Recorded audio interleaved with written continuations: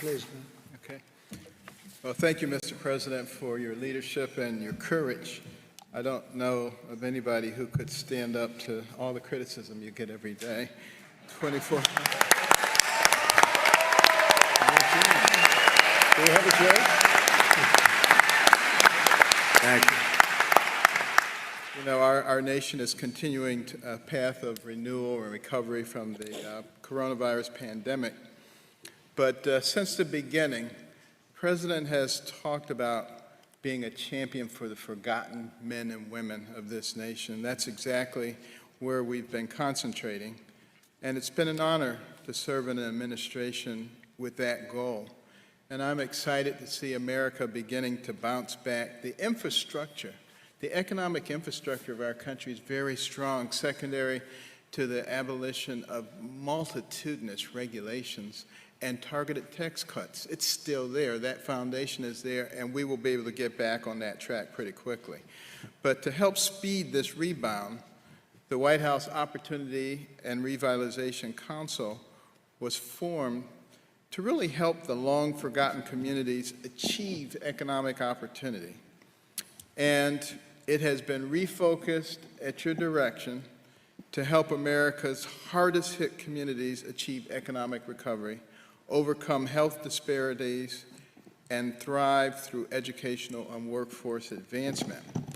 Now, to stimulate economic development and entrepreneurship, the Council has worked to set aside additional payment protection funding for our nation's low-income minority communities and provided technical support to help these communities to access this funding. They have stated that during the first round, the money wasn't getting to them. We are addressing that, and I want to thank all the different agencies. Virtually every governmental agency has contributed significantly to refocusing and addressing these problems. The groundbreaking initiative known as Opportunity Zones, which encourages long-term investment in the forgotten communities, will also be expanded to include more of the underserved areas. Another major initiative, improving health and public safety, comes with several administrative and legislative proposals. For example, we believe both telemedicine and increased use of mobile care can be major catalysts in our mission to overcome health disparities in underserved communities. Those are things that can actually be done very rapidly to bring health care to people who've previously been neglected. And to further this effort, we're also committed to reforming the infrastructure of our public health data system, addressing chronic conditions in at-risk populations, and working to address food insecurity in underserved communities. That means healthy foods at reasonable prices that are accessible.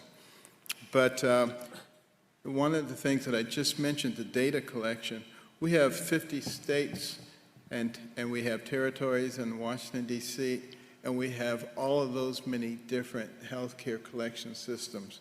And we are working to homogenize all of that, and will make it much easier for us to identify quickly health issues and to be able to address them very quickly. Other legislative proposals, such as advancing national broadband access and investment in minority-serving medical institutions, will also play a major role in improving the well-being of these forgotten communities. Making sure that we have broadband access will give access to remote learning. We will have the possibility of taking the very best biology teacher, and instead of putting them in front of 30 students, putting them in front of 1 million students, so that those students who've been neglected during all this time and relegated to places where they're not getting an appropriate education will be able to access those things. But to guarantee the fruits of these efforts and that they're long-lasting, we understand the need to go forward with a long-term view through our focus on education and workforce development. Education and workforce development is what leads to real independence for people. And the Council supports empowering disadvantaged students with dual enrollment opportunities, the creation of new short-term education and career pathways, and increased access to capital for our nation's HBCUs. School choice measures, presidential scholarships, and second chance Pell Grants to reintegrate formerly incarcerated individuals are initiatives that will prove valuable investments in our country's human capital. And we must remember these innovative new approaches in education and workforce development are nothing less than an investment in our future. We only have 330 million people in this country. Sounds like a lot of people, but compared to China, it's a quarter of what they have. India, it's a quarter of what they have. And we have to compete with them in the future. So we need to develop all of our people. And, education in particular played a big role in my development. I was not a particularly good student, and that's putting it mildly. Everybody thought I was stupid, except my mother. She was always saying, Benjamin, you can bring home much better grades than this. But I would agree that I could, but I didn't. But interestingly enough, my mother studied the homes that she cleaned as a domestic. She came from nothing, my mother, 24 children, got married when she was 13, dire poverty, discovered her husband was a bigamist. But she was still smart enough to study those people who had these beautiful homes, and she figured that the reason they did so well is because they were well educated, and they read a lot, and they didn't watch a lot of TV. So she came home and imposed that on me and my brother. And we were not happy campers, let me tell you. If it were today's world, we would have called social services and they'd taken her away. But what a difference it made, starting to focus on education, starting to read books, to read about people from lots of different backgrounds, entrepreneurs and scientists and explorers and surgeons. And I begin to recognize that the person who has the most to do with what happens to you is you. It's not somebody else. And nobody can stop you once you decide that that is the case.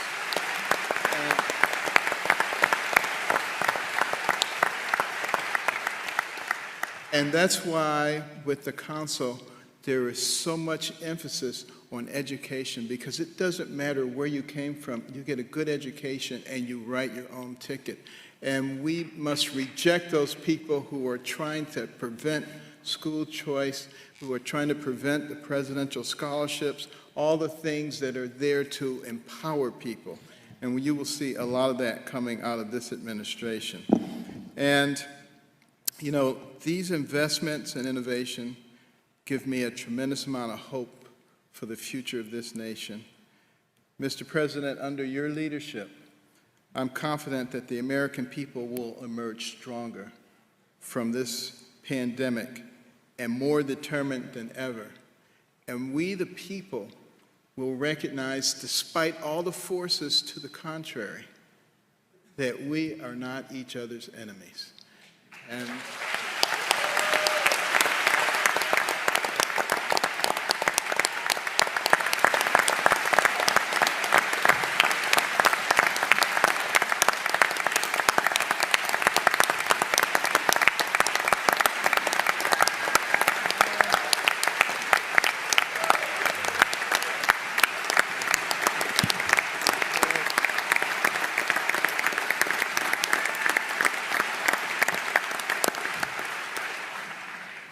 That's great. Thank you, Ben.